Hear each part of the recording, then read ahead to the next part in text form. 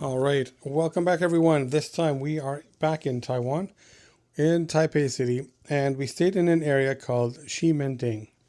Ximending directly translates to West Gate District. And the ding part of that, the district area, is actually a throwback from the Japanese colonial period. So Japan owned Taiwan as a colony, or had it as a colony, from 1895 until the end of World War II, and that's when they gave it back to China, to the Republic of China. So this area here itself was kind of created as a walking district, a shopping district, and it's now really known as kind of the fashion hub, a youth fashion hub. It's very popular with younger crowds, trendy shops, and it's got some cosplay culture. It has a throwback to some old theater culture back from the, say, 1920s, 1940s. One of the first things I wanted to mention here was this picture of our hotel, which you can't really tell that there's a hotel there at all. In fact, our hotel is only on the 11th and the 12th floor of this place. So you can see along the side, there's all these different markets. And I think floor 1 to 4 was shopping, kind of trendy fashion shopping. And then we had 2 or 3 floors of restaurants. And then there was, I think, 3 floors of movie theater. And that was like the 9th and 10th, 8, 9, and 10, I believe, are movie theater floors. And then above that, there's 2 floors that are hotel. There were times when we were walking up to our elevator and the line to get up to our hotel was almost a block long. It was because everybody was going to the restaurants, the movie theaters were letting out. It was just a ton of moving, not to mention all the different shopping that goes up there. They need to also move product to the restaurants and people coming back and forth, up and down. So there were times where it got a little bit annoying, but it was surprising how many people they could pack in an elevator and how quick things actually did go. Got a really unique vibe. It's kind of like going to a carnival, and the streets around that are famous for their street foods, performances happening throughout. There's some buskers, and it's kind of happening all day, every single day of the year. My travel companion here passed some of these plushy toy shops. Was always a bit challenging. Being genetically Asian, I'm not sure if that makes her predisposed to those kinds of coercions. This here was kind of a side street, back alley. Lots of little shops. Some of them come and go. You never know what's going to be there. And then you run into street food.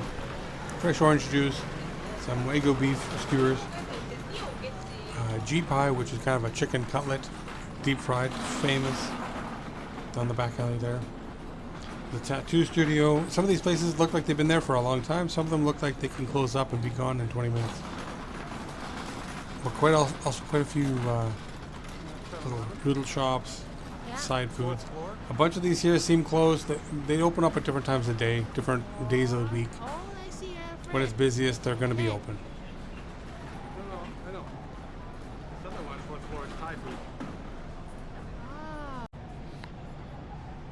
Have a light meal here. Oh yeah.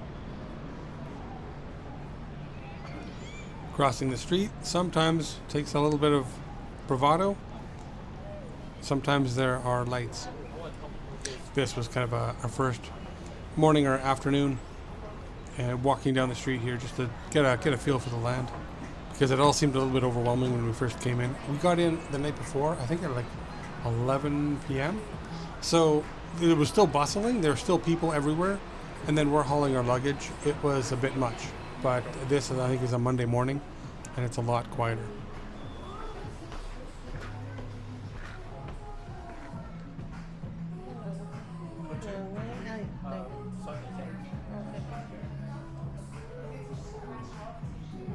Have a seat.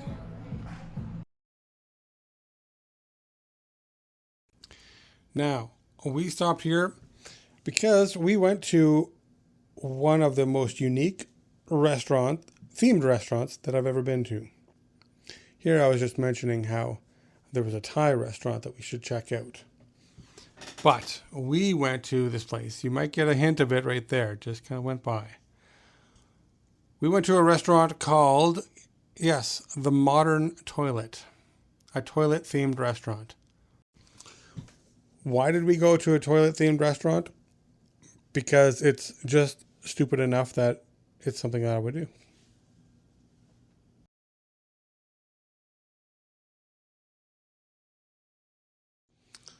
It's a nice enough restaurant, but there are toilets and urinals everywhere.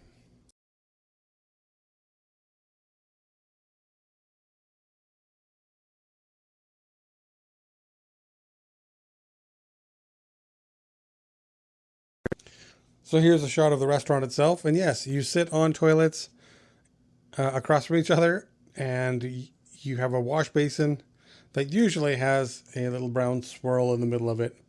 And that's your welcome to the whole place. Everything, murals on the walls, to the lights, to the menu that you'll be seeing here. Interesting. I think you've got to have a bit of a good stomach. It's not good if you're kind of woozy, but a good stomach to try it out here. So the blood stool strawberry poop pancake. Interesting names.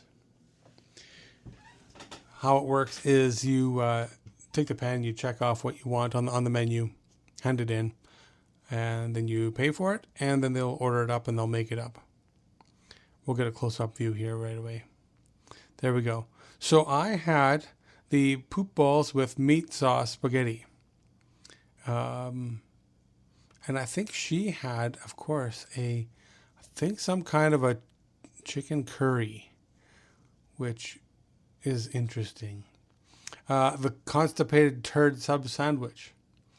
They did have pictures of these in their menu. This was just the mark, where you mark it off. So they are real food, but they do have some interesting language there to describe them. Modern toilet beef poop burritos.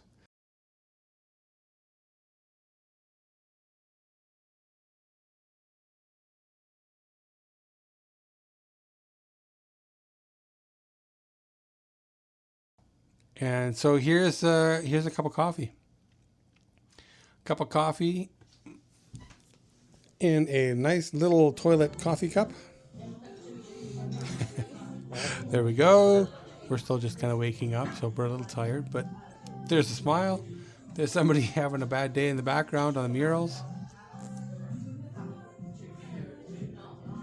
What's in the bowl? Oh. There was my drink. Ham and cheese. Coming out of a bedpan. Here's my spaghetti with meatballs. That was amazing. Actually, I just had pop. Let's eat this. I think Donna had a harder time than I did with it, just because she uses it every day, sees them every day. For me, it was more of a novelty, so she had a harder time with it. Well, if that doesn't give you the shits, I don't know what will. This is the Milena stool. So that's what it looked like at the beginning. Oh, that's right. She had a cutlet. And had some little happy fries there. And a little bit of miso soup. Not a bad looking little meal there, just on a toilet.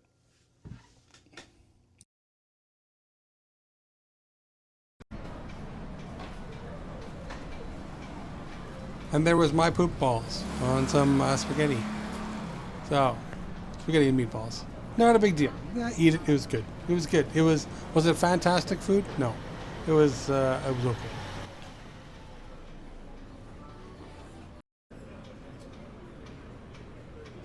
So we chose to have the swirly poop ice cream and the constipation black stool chocolate snow shaving.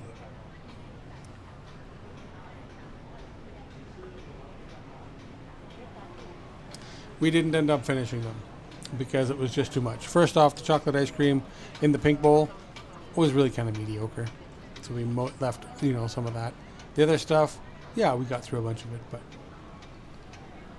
it wasn't amazing. Overall, would I recommend the restaurant? Food wise, it's a 5 out of 10. Experience wise, I would say it's an 8 out of 10. It's a one and done. Go there, try it, do it. Hilarious, funny, but you're done.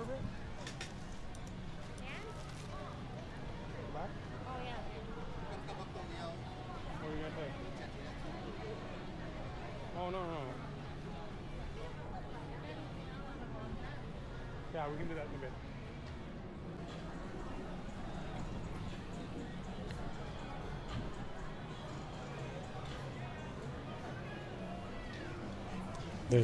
There's a couple of street vendors there making food nonstop, and they change all the time. They could be there now, they could be gone in an hour. You might not see them for a week, and they'd show up there again somewhere else.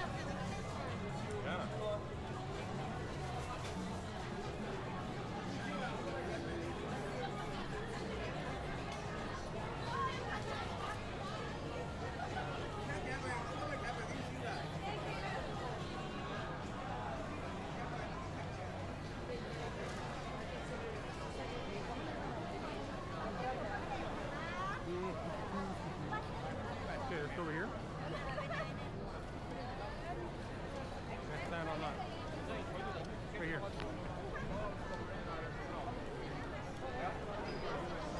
Okay, now we're going out a little bit later on in the evening. Still a Monday, so it's a slow day, but we thought we'd go out for a walk.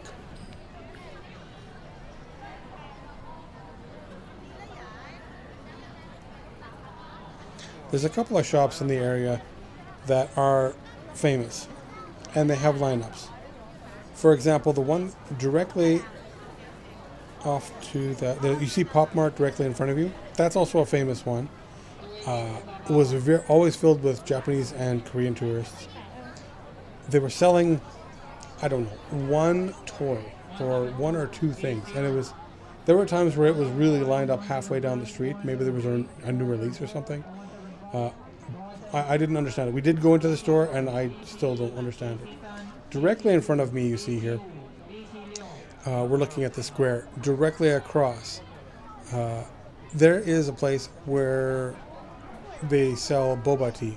So the little pearl milk tea. And apparently is the first place and the home of where it was all made, where it was all started years ago before it went world famous. So this lineup here, like basically right in front of me here, there's a lineup from here all the way there. And that starts at about 8 o'clock in the morning.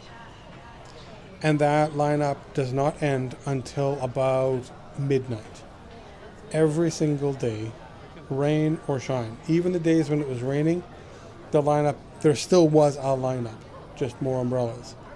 So there's a big giant boba tea. They make everything there, and so you can watch the whole process of them making every step of the pearls and the milk tea, and then putting it together. It's a pretty big production, and it's a little bit different than what I've had here. They actually torch the top. It's got kind of a marshmallowy top on it, and they torch it. And it's got a lot of brown sugar flavoring in there.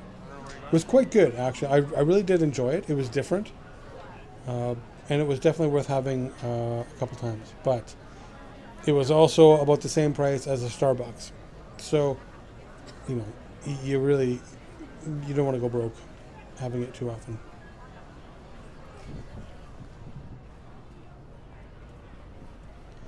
Quite a bit of English around. People from all over the place. Like there was Japanese tourists, there was African, there was absolutely every corner of the continent. There were tourists there from there. Obviously leading more to the Japanese tourists, but lots of locals. And there's even though there's not a lot of English on all the signs, when you get up to the counter and you're going to order stuff, there's usually a fair amount of English there, or the people behind there, because it's a touristy area, they'll speak enough English for you to make a transaction quite easily. When doing business here, if there's price tags on this stuff, usually you can't make too much of a deal, but it doesn't hurt asking.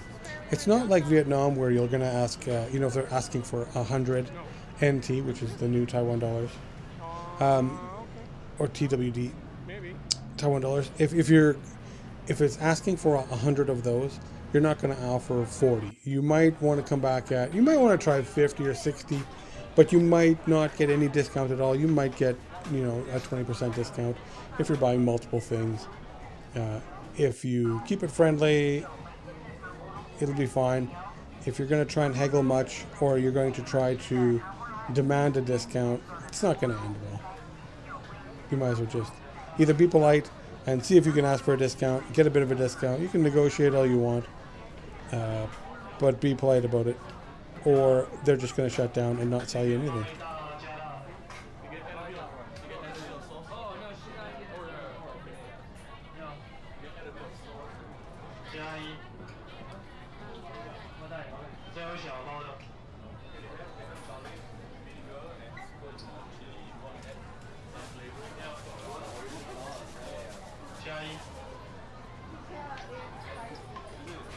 And this place here was a kind of a soup or stew type place. This was something I was filming here. Just the veggies off to the side while I was waiting. So Donna really wanted to try this. Apparently it's very famous again too. And I had no idea what it was. Some kind of a soupy stew type thing. Didn't really smell that amazing to me. But I thought I'd wait in line there with her and see what she's going to get. It's interesting because they're doing business, they're ringing things through, they're going pretty much almost as fast as they can. One guy's scooping it out, throwing it into the bowl, next guy's bagging it up, one guy's taking cash, and they just run like a well-oiled machine.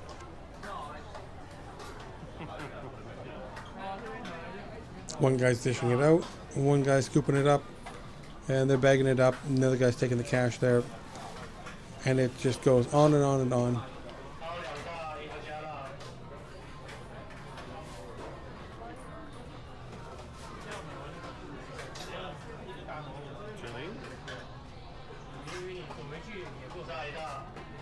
Vinegar.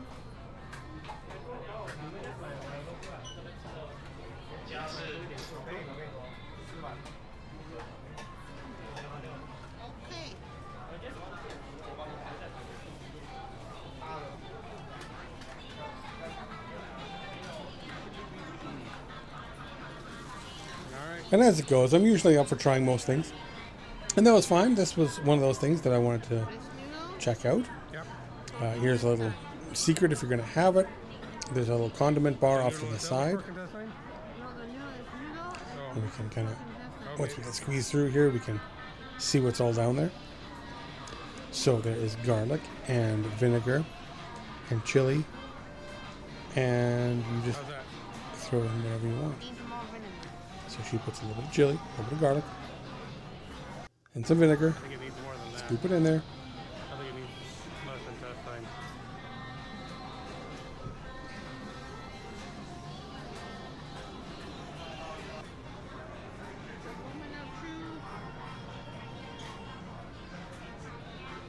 It's really hot.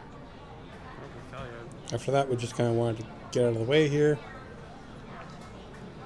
And then give it a sample. See, everyone else is eating it. Everyone else seems to really enjoy it. It's good.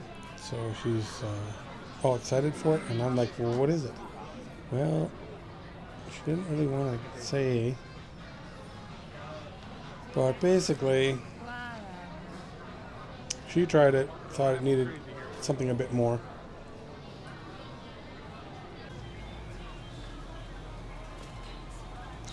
Needed more vinegar. And I thought to myself, yeah. My comment here was, I think it needs less intestines. Don't think it was the vinegar that's what it needed. A little bit of a snotty attitude. So here we go. I thought, okay, well, I gotta try it. I'll try anything, usually. Not the happiest face, but that's okay. And in my opinion, tasted less like a slimy intestine soup. Not my thing. And my world starts spinning and I'm like, ugh. If I had $1 for every time I heard, but it's famous, For all the different things, Yum. I'd probably have a couple of bucks. Then we had a couple more things that we wanted to try. And one of the most famous things that they have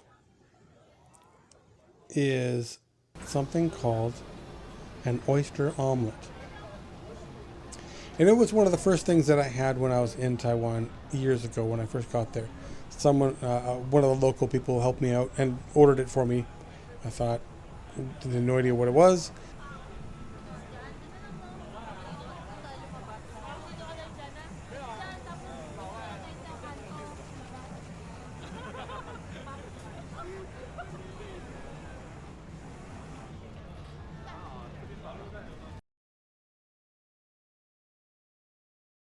This is what it looks like. It looks like crap. It's pretty slimy. It's not for everyone, but it's really not that bad. It's a little bit sweet. It's got a little bit of a sweet sauce on there, kind of really savory. They're all cooked oysters in there. Cooked oysters, omelet. And not bad. Not bad. Not my favorite anymore. I've had it a few times, but it's not something that I'm craving.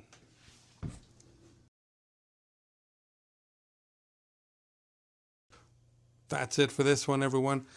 Thanks for watching. Stay tuned for the next one. We've got some exciting stuff coming up. Have a great day, and go ahead. Go choose your own adventure.